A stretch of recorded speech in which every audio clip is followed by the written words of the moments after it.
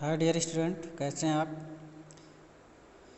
Applied physics second की इस video series में आज हम यूनिट 6 का पीएन संधि डायोड की बात करते हैं। इसके पीछे मैं कवर कर चुका हूं। तो आइए देखिए पीएन संधि डायोड क्या होता है। जब एक पी टाइप अर्धचालक को एक एन टाइप अर्धचालक के साथ जोड़ा जाता है तो उसके मध्य की स्पर्श सतह को पीएन संधि कहते हैं। पी टाइप और एन टाइप अर्धचालक मैंने पिछले वीडियो में बताया था। तो जब पी टाइप और एन टाइप को एक साथ जोड़ा जाता है तो ये इस तरह से जो संधि बनती है जहाँ एक दूसरे को स्पर्श है वो पीएन संधि कहते हैं। इस पीएन संधि को प्रायः अर्धचालक डायोड या पीएन संधि डायोड कहते हैं। और देखिए पी टाइप या एन टाइप अर्धचालक को परस्पर चिपका कर रखने से पीएन संधि का निर्माण नहीं होता है। कहने का मतलब कि दोनों को एक साथ चिपका कर रख दे तो पीएन संधि नहीं होगा, उसमें कुछ करना पड़ता है। वो देखिए क्या है। और ना ही यह संयुक्त युक्ति पीएन संधि का विलक्षण या गुण रखती है। तो आइए देखिए पीएन संधि का निर्माण कैसे होता है। वास्तव में पीएन संधि के निर्माण के लिए एक शुद्ध अर्धचालक क्रिस्टल के एक आधे भाग में कुछ मात्रा में त्रिसंयुक्ता तत्व को अशुद्धि के रूप में मिलाते हैं तथा क्रिस्टल के दूसरे भाग में कुछ मात्रा में पांच संयोजकता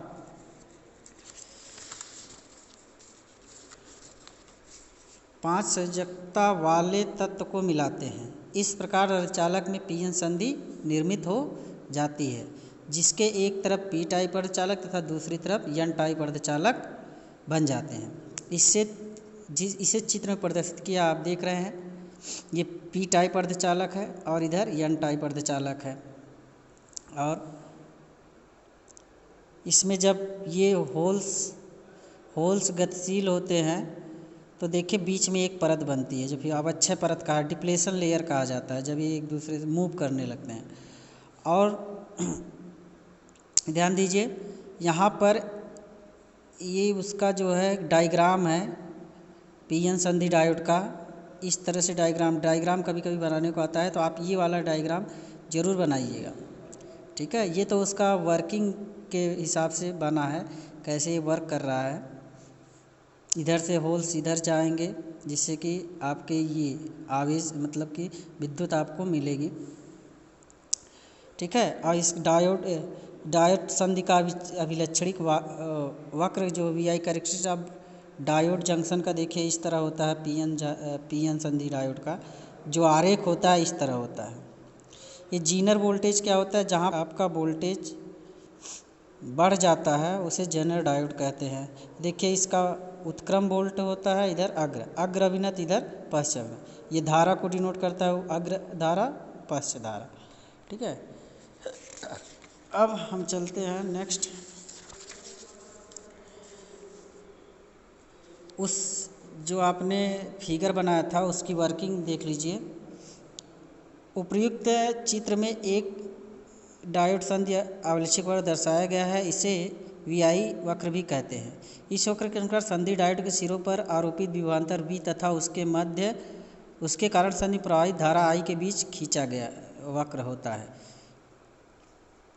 इसलिए इसे वीआई वक्र कहते हैं। इस वक्र से स्पष्ट है कि अग्र अभिनत वोल्टता के बढ़ाने पर विद्युत धारा तेजी से बढ़ती है, जबकि उत्क्रम अभिनत में वोल्टता बढ़ाने पर शुरू में लगभग नियत तथा स्थिर रहती है, लेकिन वोल्टता की एक निश्चित सीमा से ज़्यादा बढ़ने पर उत्क्रम धारा अचानक बहुत तेज़ बढ़ जाती है। वोल्टता की इस सीमा को जीनर वोल्टेज कहते हैं। हमने पीछे बताया फिगर में, आप फिगर फिर से देख लीजिए। डायोड के इस गुण को वोल्टेज रेगुलेटर कहते हैं। अब संधि डायोड के अनुप्रयोग मतलब पीएन संधि डायोड के अनुप्रयोग क्या होते हैं। पीएन संधि डायोड एक दिष्टधारी के रूप में, जीनर डायोड के रूप में प्रयोग किया जाता है। प्रकाश सर्जक डायोड एलईडी के रूप में, पीएन संधि डायोड एक दिष्टकारी के रूप में।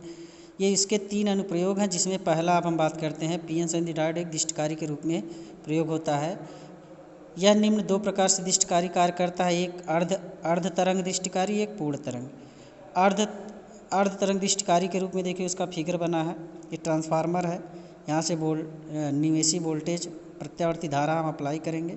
यहाँ संधि डायोड आपका लगा है।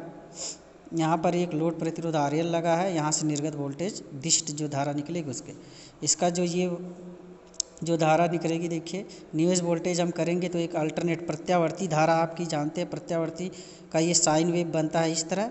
जब ये निर्गत वोल्टेज आपका क्या होगा, दिष्ट होगा, तो देखिए अर्ध इधर वाला वक्र आपका नहीं देगा, यहाँ से ये केवल क्या देगा, उसका एक भाग देगा, नीचे वाला क्या होगा, नहीं देगा। तो एक भाग होगा तो ये इसलिए इसका आधा भाग गायब हो जा रहा है, इसलिए अर्ध दृष्ट, इसलिए यहाँ क्या है, अर्ध तरंग दृष्ट, इसका तरंग जो है अर्ध बनने लगा, तो अर्ध दृष्ट धारा देगा। ठीक है।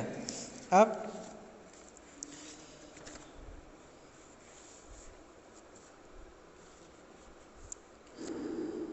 जब संधि डायोड के सिरों पर प्रत्यावर्ती विभवांतर आरोपित करते हैं तो वोल्टेज के धनात्मक अर्ध चक्र के समय उसमें धारा प्रवाहित होती है।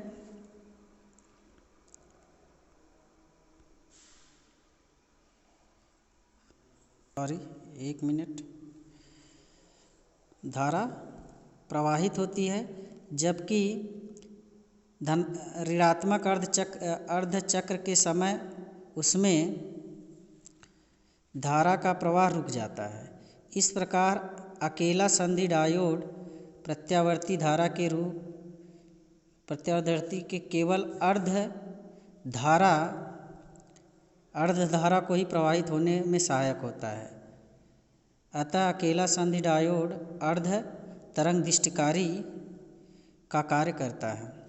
चित्र में पीएन संधि डायोड का अर्ध तरंग दिष्टकारी परिपथ दर्शाया गया है, जिसमें एक प्रत्यावर्ती निवेशी वोल्टेज को एक ट्रांसफार्मर की प्रारंभिक कुंडली के सिरों पर निवेशित किया गया है और द्वितीय कुंडली के सिरों को एक लोड प्रतिरोध RL के साथ डायोड के सिरों से जोड़ा गया है। निर्गत दिष्ट वोल्टेज को लोड RL के सिरों के बीच प्राप्त करते हैं।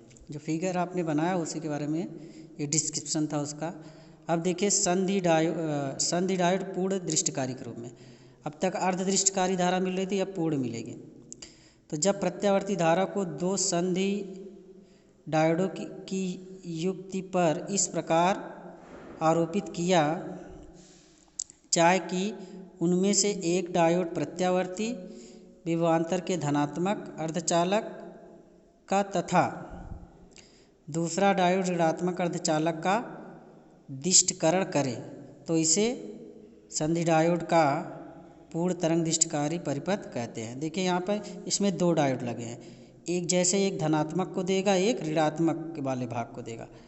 तो देखिए आपका इधर एक RL लगा, यहाँ पर सिर्फ इसमें फ़र्क क्या है, दो डायोड लगे हैं, और इसके बाद उस अर्ध दृष्टकारी में केवल एक डायोड का यूज हुआ था। दो डायोड इसलिए है कि इसकी देखिए पूर्ण आपका जो देगा, यहाँ गैप हो रहा था पिछले वाले में, यहाँ पर इसका गैप ये फिलअप हो जाएगा, तो ये पूर्ण दिष्टकारी के रूप में कार्य करेगा दो डायोड लगाने पर। ठीक, हम नेक्स्ट बात करते हैं।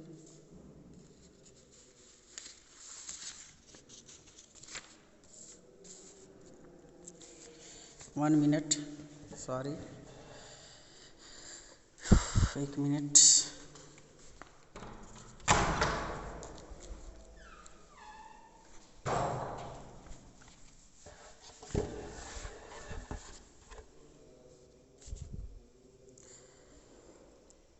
उपयुक्त चित्र में पूर्ण दिष्टकारी परिपथ दर्शाया गया है, जिसमें एक प्रत्यावर्ती निवेश वोल्टेज को एक ट्रांसफार्मर की प्राथमिक कुंडली पर निवेशित किया गया है और द्वितीय कुंडली के सिरों को दो संधि डायोड D1 और D2 पीछे फिगर में आपने देखा कि P सिरों से जोड़ा गया है। डायोडों को N सिरों को वनिष्ठ रखते हुए तथा एक लोड प्रतिरोध RL के साथ द्वितीय कुंडली के मध्य संपर्कित कर दिया गया है। निर्गत वोल्टेज को RL के सिरों के मध्य प्राप्त करते हैं। ठीक है। अब आइए जीनर डायोड क्या होता है। एक साधारण संधि डायोड के उत्क्रम अभिनत की दिशा में वोल्टेज अधिक होने पर उत्क्रम धारा का मान अचानक पीछे हमने बताया, अचानक जब धारा का मान बहुत तेज़ी से बढ़ जाता है, इस स्थिति को एवलांचे भंजन कहते हैं जेनर डायोड का संकेत ये होता है, आप ध्यान दीजिए। जेनर डायोड अग्रभिन्नत स्थिति में तो धारा को प्रवाहित होने देता है यदि उत्क्रम अभिनत वोल्टेज का मान भंजन वोल्टेज से अधिक हो तो यह उत्क्रम अभिनत स्थिति में भी धारा को प्रवाहित होने देता है। यह विशेष प्रकार का डायोड ही जेनर डायोड कहलाता है, मतलब अग्र पश्च दोनों में धारा का प्रवाह करता है। अब उसका अनुप्रयोग 2, प्रकाशक एलईडी लाइट इमिटिंग डायोड, इसका फुल फॉर्म याद रखिएगा। जब पीएन जंक्शन फॉरवर्ड बायस में होता है तो विभव प्राचीर का मान कम हो जाता है तथा बहुसंख्यक आवेश वाहक जंक्शन को पार करने लगते हैं।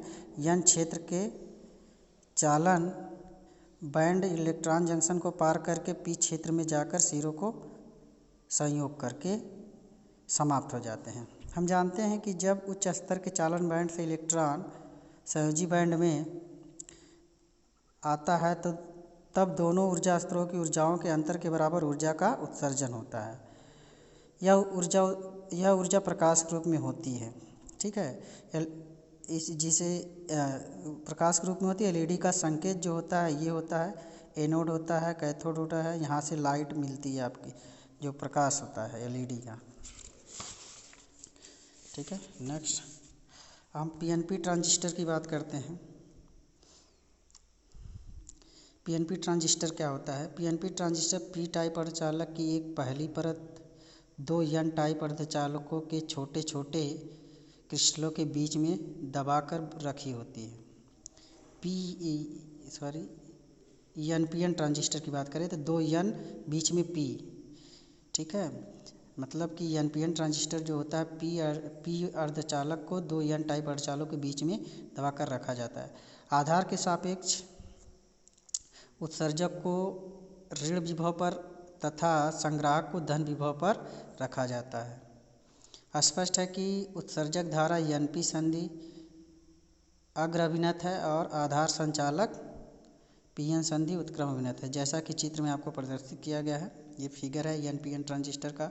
इसे कहते हैं उत्सर्जक, इसे संग्राहक, इसे आधार कहते हैं, ठीक है। और इसका जो सांकेतिक फिगर है ये है, ध्यान दीजिएगा। इसका ये जो एरो का निशान है इसी दिशा में होना चाहिए। एनपीएन ट्रांजिस्टर के लिए सिंबल यही है। कार्य विधि उसका देखिए। चित्र में ट्रांजिस्टर का उभयनिष्ठ आधार परिपथ प्रदर्शित है। इसके दोनों एन क्षेत्रों में चलनशील इलेक्ट्रॉन है, जबकि बीच में पतले पी क्षेत्र में पॉजिटिव कोटर होते हैं।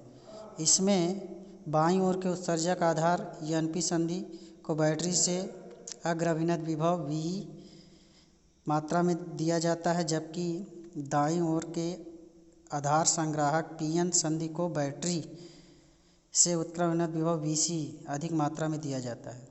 अग्र अभिनत होने के कारण उत्सर्जक से इलेक्ट्रॉन आधार की ओर गति करते हैं, जबकि आधार से कोटर उत्सर्जक की ओर। आधार के पतले होने के कारण अधिकतर इलेक्ट्रॉन जो इसमें प्रवेश करते हैं संग्राहक सी तक पहुंच जाते हैं। जैसे ही कोई इलेक्ट्रॉन की कोटर से संयोग करता है, वैसे ही एक नया इलेक्ट्रॉन बैटरी वी से निगेटिव सिरे से निकलकर ई के द्वारा उत्सर्जक में प्रवेश करता है। ठीक इसी प्रकार इसी समय वी का पॉजिटिव सिरा आधार के एक इलेक्ट्रॉन प्राप्त करता है। इस प्रकार आधार उत्सर्जक परिपथ में धारा प्रवाहित होने लगती है, ठीक है। आधार धारा आईबी और संग्राहक धारा आईसी दोनों मिलकर उत्सर्जक टर्मिनल ई से निकलती हैं, अतः I E is equal to I B plus I C होता है, ठीक है। इसको ध्यान से पढ़िएगा।